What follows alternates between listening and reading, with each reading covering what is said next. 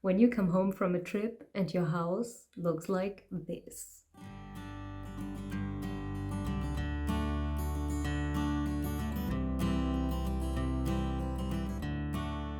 Hi everyone, this is Liz. I bought a historic timber frame cottage a few weeks ago and am renovating it completely.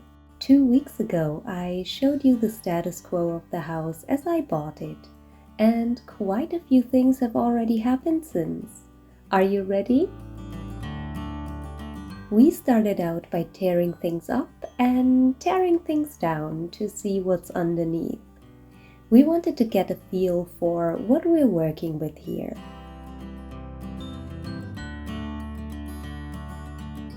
A metal beam disguised as a wooden beam. Interesting.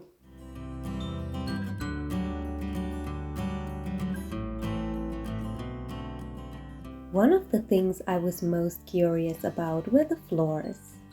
We started ripping out the modern floors to see what's underneath. We started on the top floors and will be working our way towards the ground floor.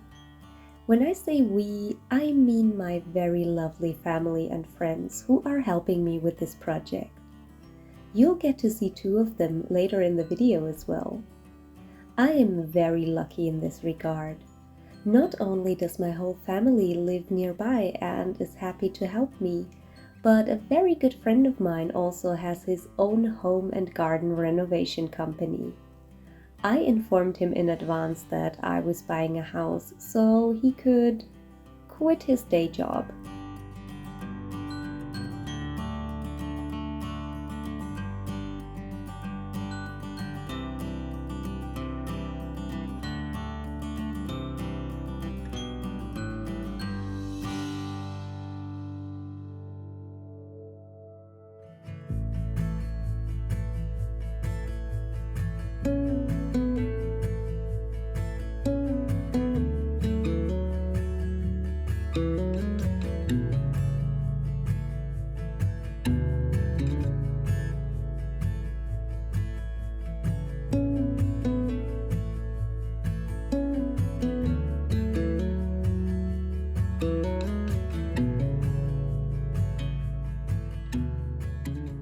We got this debris chute to get floorboards and tiles down from the top floors, which is so much easier than carrying everything downstairs.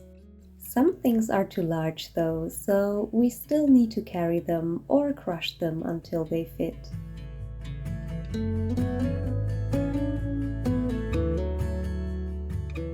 And what can I say? Underneath those modern floorboards, I found exactly what I was hoping to find. Let me show you. The authentic historic wooden floorboards from the 18th century. Aren't they beautiful? I was so excited about this and can't wait to see what they'll look like once they are refurbished.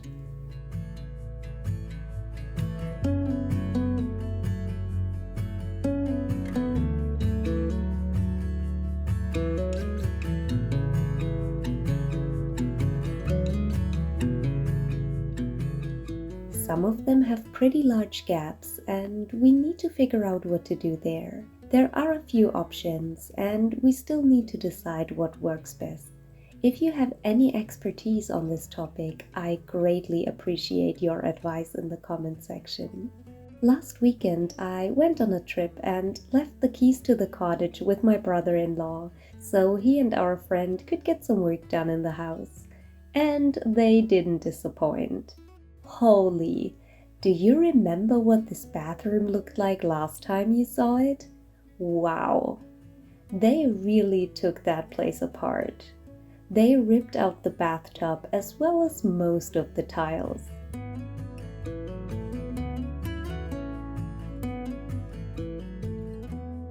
What you can see now is that the previous owners just put the new tiles on top of the old ones. The previous ones were green, and I have to admit, I even like those green ones better than the beige 90s style ones they put on top. What do you think? Let me know, do you prefer the 60s or the 90s tiles? Next up were ceilings. 3 rooms had ceilings that had to be removed. And yes, I promise I'm gonna get a ladder. I will not forever be standing on 4 boxes turned upside down with some tiles placed on top. Remember that pretty 60s ceiling covering in the dining room? Yep, very satisfying to remove that questionable design misstep.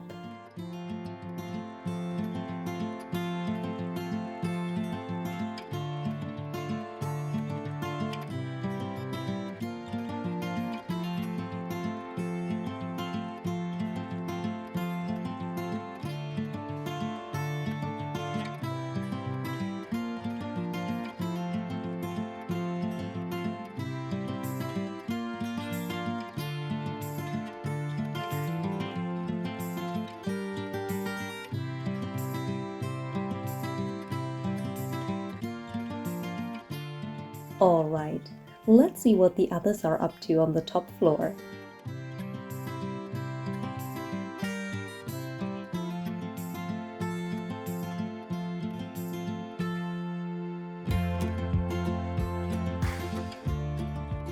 The rooms on the top floor had very low ceilings. We ripped out the ceilings up there and uncovered the original wooden ceilings and beams.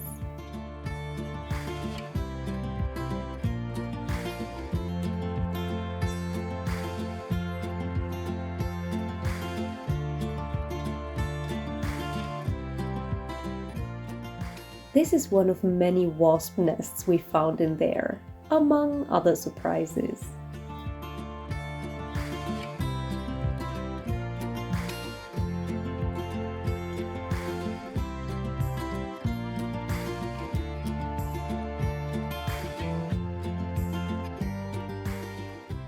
Isn't it crazy to think that this wood and straw in here is more than 220 years old?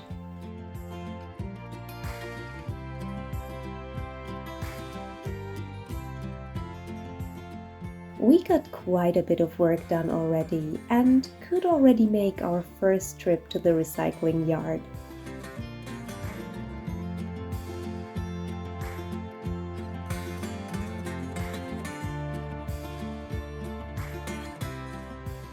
Okay, let me show you what the ceiling looks like now.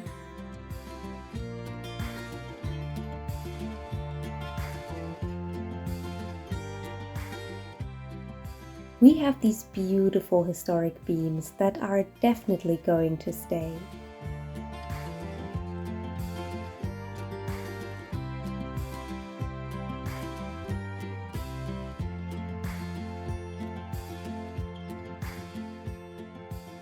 We also discovered this drawing of the sun on the original wooden ceiling.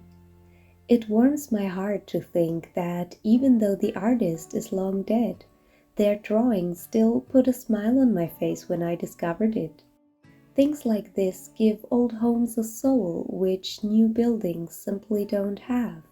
What's slightly eerie about this is that this 220-year-old text looks exactly like my handwriting.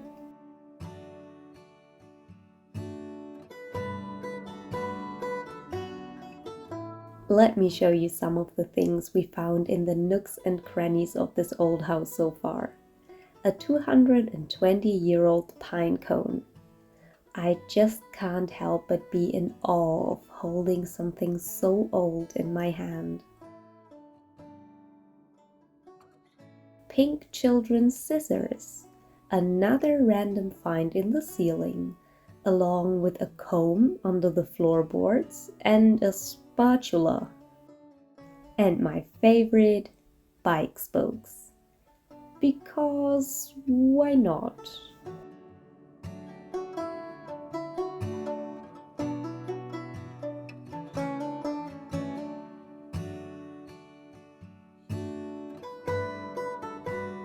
So the reason why we have been removing the ceiling in these rooms is that we want to open them up towards the roof. So it's time to explore what's above. Let's head up to the attic.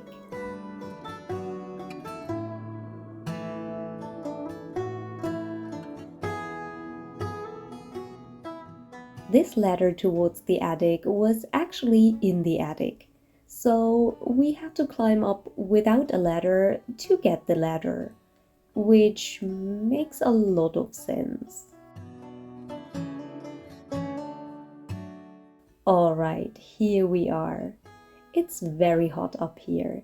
It's only 19 degrees Celsius outside, but there is no insulation up here. There is only some tarp and then the roof tiles at the moment. Let's see what we can discover here. There are still quite a few things previous tenants left behind that I will have to get rid of, so let's explore. We have a painting, oil on canvas, probably early 21st century. A cash box. Empty, unfortunately. That would have been convenient if it had been full. A very dusty keyboard piano.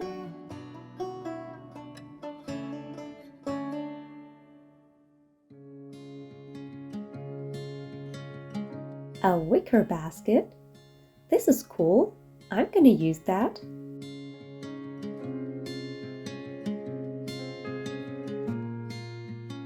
Sewing equipment.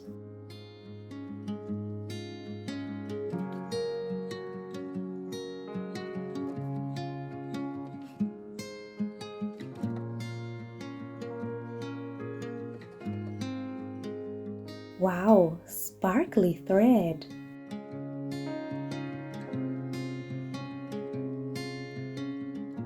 There was also a box with Tupperware, and fun fact, back in the 90s, a classmate of mine lived in this house with her family.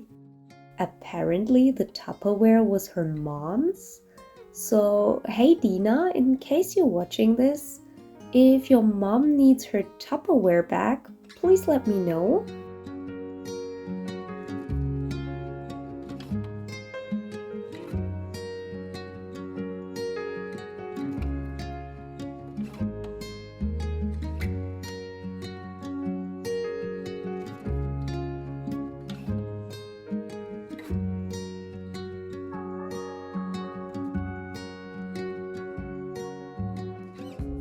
Okay, let's head downstairs and have a quick look outside into the garden.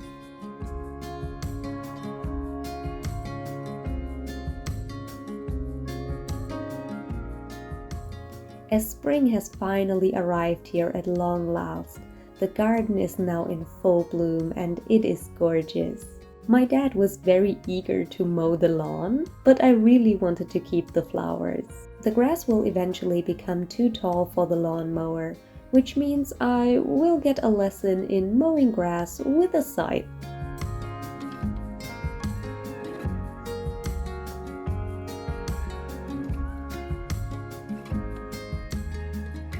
That's it for this week. Thank you so much for joining me again. Let me know if you have any ideas or advice, and I'll see you next week.